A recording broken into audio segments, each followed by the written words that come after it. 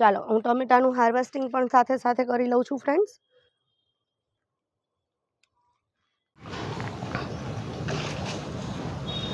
જુઓ ફ્રેન્ડ્સ, આ રીંગણના પ્લાન્ટમાં પણ રીંગણ રેડી થઈ ગયા છે.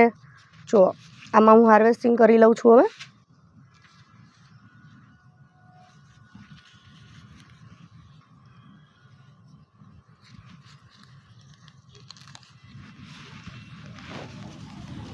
બીજા આવતા વીકમાં મને હાર્વેસ્ટિંગ મળશે આમાંથી. જુઓ ફ્રેન્ડ્સ,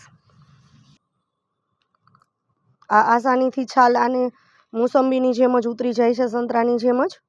અને એકદમ સંતરાથી સેજ ખાટો એવો આનો સ્વાદ થાય છે. આ વધારે શરબતમાં ને એમાં યુઝ કરી શકીએ અથવા એમને કાચા પણ ખાઈ શકીએ છીએ. જુઓ, આનાથી સેજ સાઇઝ મોટી થાય છે. આમાં ખીસોડાનો વેલો છે ને એ ચોમાસાનો હતો, પણ છેલ્લે કમોસમી વરસાદ થયો ને તો પાછો વેલો સારો થઈ ગયો ને આમાં હવે ખીસોડા આવ્યા છે. જુઓ, હવે અહીંથી સુકાઈ જાય છે વેલો. જુઓ, અહીંથી મૂળમાંથી. એટલે હવે આ લાસ્ટ હાર્વેસ્ટ મને મળ્યું. હવે આ વેલો હું કાઢી નાખીશ, કેમ કે અહીંથી હવે સુકાઈ ગયો છે, વેલો પૂરો થઈ ગયો છે. જુઓ, આ ખીસોડું સરખી રીતે ન બન્યું, સુકાઈ ગયું છે ને એટલે મહિનો થઈ ગયો છે. એટલે 1 મહિનામાં લસણ રેડી થઈ જાય છે. જુઓ, તમારે લીલું લસણ હાર્વેસ્ટિંગ કરવું હોય ને તો હવે કરી શકો છો, પણ હજી પણ હું આને મોટું થવા દઈશ થોડુંક. હવે કારેલા રેડી થઈ ગયા છે. અને જુઓ, આમાં નવા પણ રેડી થઈ રહ્યા છે કારેલા. જુઓ,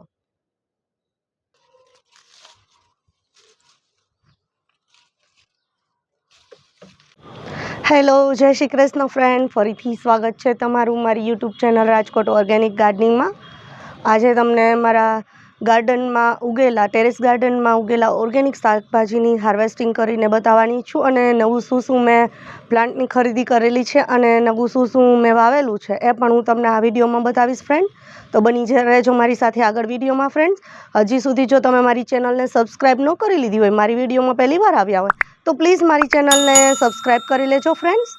ચાલો તો આપણે હાર્વેસ્ટિંગ કરીએ ફ્રેન્ડ્સ. જુઓ, અહીંયા મેં ટીંડોળાના વેલા સીડથી ગ્રો કરેલા છે. ઘરે મેં જે ટીંડોળા ખરીદેલા હતા માર્કેટમાંથી એ પાકી ગયા હતા, તો એના સીડ સૂકવી અને એ વાવેલા છે. જુઓ, હવે આ 2 મહિનાના આ વેલા થયા છે ટીંડોળાના. આમાં જુઓ, હવે ગાંઠો બંધાઈ ગઈ છે નીચે, મેચ્યોર થઈ ગયા છે હવે આ વેલા. એટલે હવે આમાં ફ્લાવરિંગ આવવાનું ચાલુ થશે. આ છે મારી પાસે જે ઓળાના રીંગણા આવે છે, સીડલેસ રીંગણ મોટા, એ છે પ્લાન્ટ. એ પણ મેં ઘરે જ રેડી કરેલા હતા પ્લાન્ટ. લગભગ 2 મહિના ઉપર થયા છે. હવે જુઓ, આમાં ફ્રૂટિંગ આવવાનું સ્ટાર્ટ થઈ ગયું છે. આમાં મેં 2-3 રીંગણ મેં આમાંથી હાર્વેસ્ટ પણ કરેલા હતા. જુઓ ફ્રેન્ડ્સ, હવે ટમેટા પણ હવે આમાં જુઓ પાકવાનું સ્ટાર્ટ થઈ ગયેલું છે. દેશી ટમેટા છે. જુઓ, બધા હવે પીળા પડવા માંડ્યા છે. અહીંયા પાકી પણ ગયા છે. જુઓ ફ્રેન્ડ્સ, ચાલો હું ટમેટાનું હાર્વેસ્ટિંગ પણ સાથે સાથે કરી લઉં છું ફ્રેન્ડ્સ.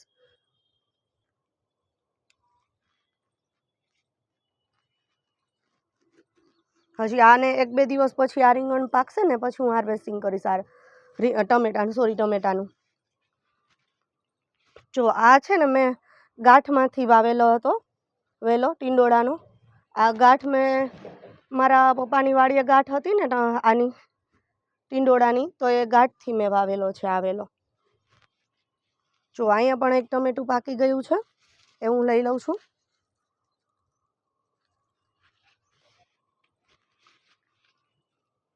જો આ પ્લાન્ટ છે ને એ આ ખીસોડાનો વેલો છે ને એ ચોમાસાનો હતો, પણ છેલ્લે કમોસમી વરસાદ થયો ને તો પાછો વેલો સારો થઈ ગયો ને આમાં હવે ખીસોડા આવ્યા છે. જુઓ, હવે અહીંથી સુકાઈ જાય છે વેલો. જુઓ, અહીંથી મૂળમાંથી.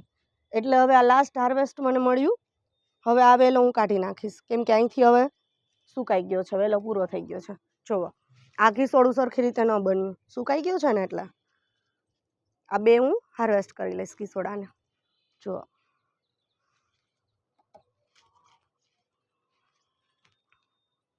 આ મેં લગભગ આ મેથી, કોથમરી અને આ છે લસણ, આ મેં વાવ્યું ને એને લગભગ 1 મહિનો થઈ ગયો છે. એટલે 1 મહિનામાં લસણ રેડી થઈ જાય છે. જો તમારે લીલું લસણ હાર્વેસ્ટિંગ કરવું હોય ને તો હવે કરી શકો છો, પણ હજી પણ હું આને મોટું થવા દઈશ થોડુંક.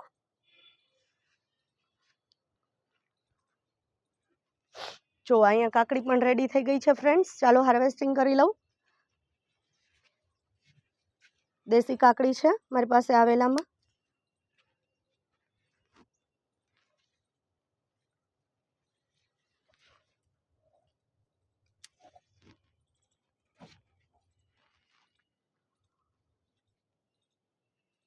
જો આમાં નવી કાકડીઓ પણ બનવાનું હજી ચાલુ જ છે ફ્રેન્ડ્સ.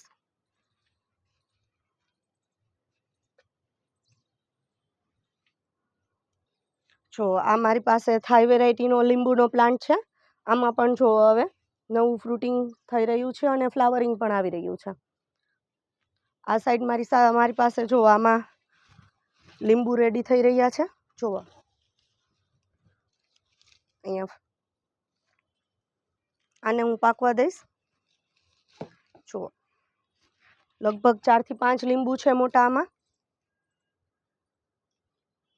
આનો રસ છે ને ખૂબ જ ખાટો થાય છે. આ લીંબુનો રસ જો આ સાઈઝમાં થાય છે અને પછી પાકે છે.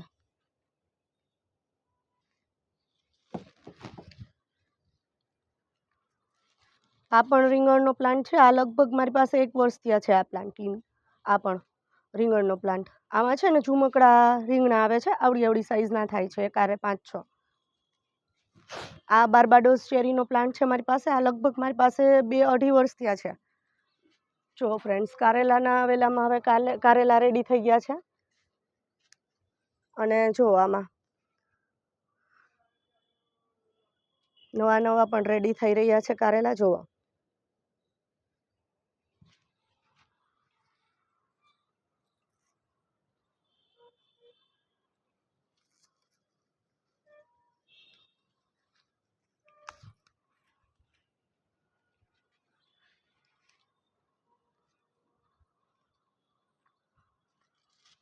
જુઓ આમાં મેં આદુ ને હળદર 2 નાખેલી હતી.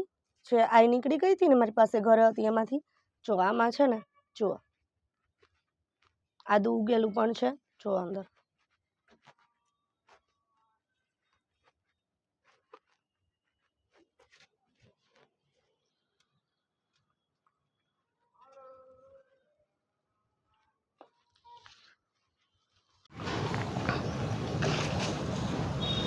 જુઓ ફ્રેન્ડ્સ આ રીંગણના પ્લાન્ટમાં પણ રીંગણ રેડી થઈ ગયા છે.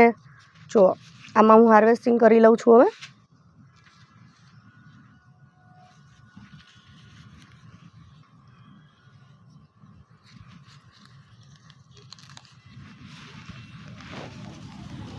બીજા આવતા વીકમાં મને હાર્વેસ્ટિંગ મળશે આમાંથી. જુઓ ફ્રેન્ડ્સ બધા સરસ રીતે બની રહ્યા છે રીંગણ આ પ્લાન્ટમાં પણ. રેગ્યુલર હું જ્યારે ગાર્ડનમાં આવું વોટરિંગ કરું છું ત્યારે એકાત્રા આ બધા પ્લાન્ટને હું વોશ કરું છું આગળ પાછળથી. એટલે આમાં ફંગસ કે કોઈ પણ એફિડ્સનો અટેક નથી થતો. ખાલી પાણીની ધારથી પણ પ્રેશરથી પણ ધોવો ને તો પણ વહી જાય છે. એટલે રેગ્યુલર તમારે વોશ કરવું જરૂરી છે પ્લાન્ટને. જો અહીંયા ચેરી ટમેટો છે એ પણ રેડી થઈ ગયા છે ફ્રેન્ડ્સ. તો એ પણ હું હાર્વેસ્ટિંગ કરી લઉં છું ફ્રેન્ડ્સ. જુઓ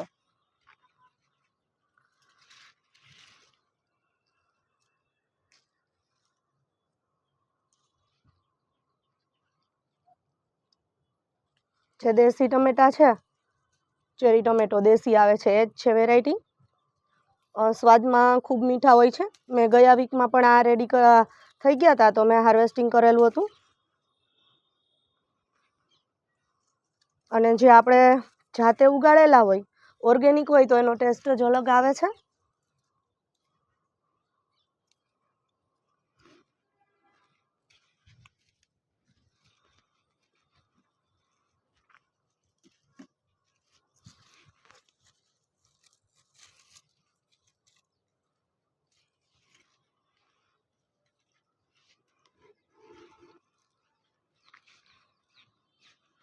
જુઓ ફ્રેન્ડ્સ આ વખતે મેં રવિવારે જે નવરંગ નેચર ક્લબ દ્વારા જે આયોજન ખેડૂત હાટનું કરવામાં આવે છે ત્યાંથી હું રેગ્યુલર ખરીદી કરતી હોઉં છું પ્લાન્ટની. અને ત્યાં હું જાઉં પણ છું. શાકભાજી જે મારે અહીંયા ટેરેસ ગાર્ડનમાં ન હોય તો ત્યાંથી હું દર રવિવારે લઈ લઉં છું. જો આ છે ઓલ સ્પાઇસનો પ્લાન્ટ. આમાં 5 જાતના મસાલાનો ટેસ્ટ આવે છે, સુગંધ આવે છે. એમનેમ તમે આ પ્લાન્ટના લીફને આમ ઘસીને સૂંઘો તો પણ સુગંધ આવે છે સરસ આમાંથી. આ છે તમાલપત્રનો પ્લાન્ટ. આ પણ ત્યાંથી જ મેં ખરીદી કરેલી હતી. હજી આનું રિપોર્ટિંગ બાકી છે મારે. ગમે તે પ્લાન્ટ હું લઉં છું ફ્રેન્ડ્સ તો જનરલી 5-6 દિવસ હું ગાર્ડનમાં રાખું છું. આપણા વાતાવરણમાં સેટ થઈ જાય પછી એને તમે નવા પોટમાં નાખો તો એ વધારે સુટેબલ રહે છે, એટલે પ્લાન્ટ ટ્રેસમાં ન આવે. જુઓ ફ્રેન્ડ્સ, આ બેઝિલના પ્લાન્ટ છે. લગભગ 2 વર્ષ પહેલાં હું ક્યાંકથી કટિંગ લઈને આવેલી હતી કોકના ગાર્ડનમાંથી, જ્યારે હું વિઝિટમાં ગઈ હતી ત્યારે. તો પછી ત્યાંથી મેં કટિંગ લીધેલું હતું ને એ ગ્રો કરેલું હતું ને ત્યારથી અમારી પાસે છે. કેમ કે એકવાર તમે આ પ્લાન્ટ લગાવો તો પછી એના જે માંજર ખરે છે એમાંથી બીજા રોપ તૈયાર થઈ જાય છે. આ હું રેગ્યુલર સલાડમાં યુઝ કરું છું ને આની અરોમા ખૂબ જ સરસ આવે છે. બીજા મેં સિઝનલ ફ્લાવરિંગ પ્લાન્ટ ઉગાડેલા છે, એ પણ મેં જે ખેડૂત હાટ ભરાય છે રવિવારે એમાંથી મેં લીધેલા છે. જુઓ, ગુલદાવડી છે, ગુલદાવદી છે. જુઓ અહીંયા આ ગુલાબ, દેશી ગુલાબ છે. અહીંયા બધા ગુલદાવદીના પ્લાન્ટ રેડી થાય છે. આ બધા મેં રિપોર્ટિંગ કરી લીધેલું છે. લગભગ એક ગયા રવિવારે પણ મેં શોપિંગ કરેલી હતી 2-3 પ્લાન્ટની, અને એના પહેલાં પણ. અને આ મારા જૂના પ્લાન્ટ છે જે કટિંગથી ગ્રો કરેલા હતા. આમાં પિંચિંગ કરીને હું પ્લાન્ટ રેડી કરી રહી છું અત્યારે. જુઓ, અહીંયા પણ આ મોટા રીંગણનું પ્લાન્ટ મેં વાવેલો છે. આ પાછળ છે એ પરવળના વેલા છે 3. 2 આમાં ફિમેલ છે અને એક મેલ છે. આમાં જુઓ, એકમાં હવે ફ્રૂટિંગ પણ થઈ રહ્યું છે વેલામાં. અને આ છે જો બ્રોકલીનું પ્લાન્ટ છોડ વાવેલો છે મેં. હવે આમાં હેડ બનવાનું સ્ટાર્ટ થશે.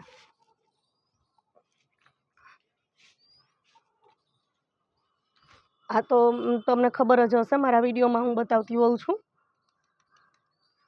આ મોરિંગાનો પ્લાન્ટ છે, ડ્રમ સ્ટિકનો. જુઓ, આ જામફળનો પ્લાન્ટ છે. લગભગ 1.5 વર્ષ થયા છે મારી પાસે. જો આમાં મેં દિવાળી પછી લગભગ 6-7 જામફળ મેં મોટા હાર્વેસ્ટ કરેલા હતા. હજી પણ નવું ફ્રૂટિંગ આમાં આવી રહ્યું છે, ફ્લાવરિંગ થાય છે. જો આજે આમાંથી એક જામફળ હું હાર્વેસ્ટ કરીશ ફ્રેન્ડ.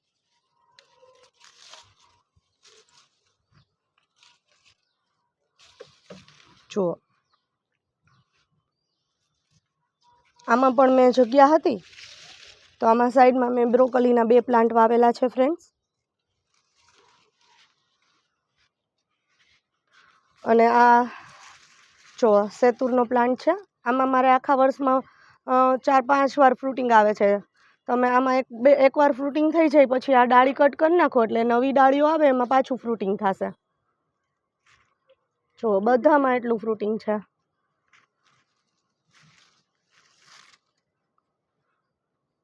અને આ જુઓ, આ વેલાવાળા બટેટા છે. જો આમાં બધામાં બટેટા આવેલા છે. આ ચોમાસામાં મેં એક બટેટું મારા પપ્પા લઈ આવ્યા હતા તો એમાંથી મેં આ રોપ તૈયાર કરેલો હતો એક બટેટામાંથી વેલો. અને હવે આમાં જુઓ કેટલા સરસ રીતે બટેટા આવ્યા છે. અને આ બધા પ્લાન્ટમાં હું ઓર્ગેનિક જ ખાતર કે દવા વાપરું છું.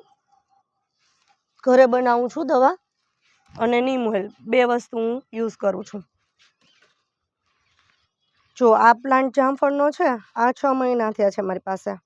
આમાં પણ જુઓ કેવા જામફળ આવેલા છે. જુઓ,